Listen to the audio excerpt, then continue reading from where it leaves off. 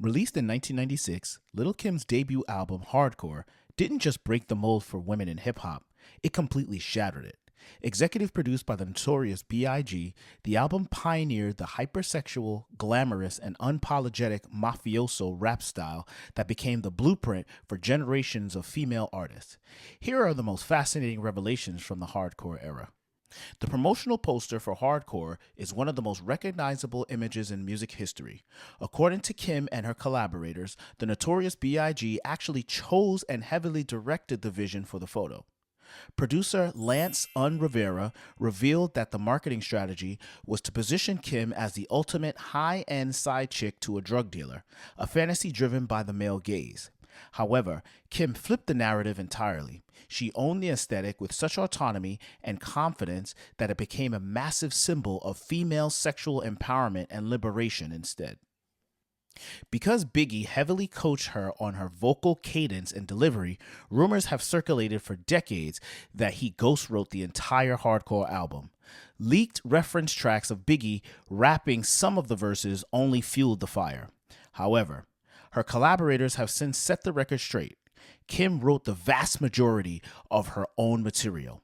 While Biggie did write a few songs to help establish her flow, executive producers like Jacob York confirmed that Kim wrote her biggest hits herself, including No Time and her verses on Get Money. As York put it, the assumption that she didn't write her rhymes was just a sign of rap's low expectations for women at the time.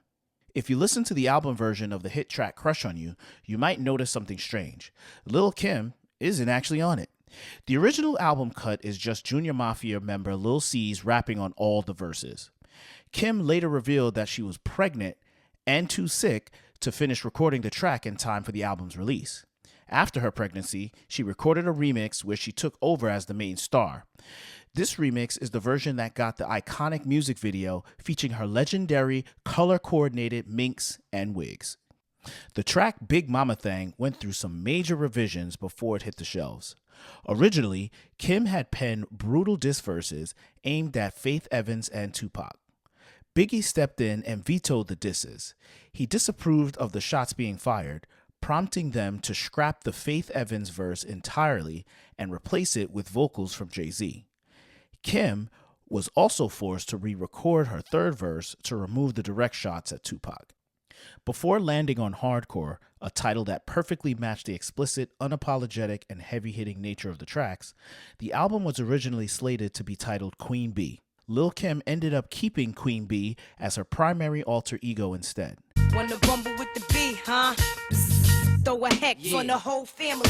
Hardcore went on to debut at number 11 on the Billboard 200, setting a record at the time for the highest charting debut album by a female rapper, and eventually went double platinum. If you love fun facts about black entertainment, hit the follow button. Thanks, and I'll catch you on the next episode.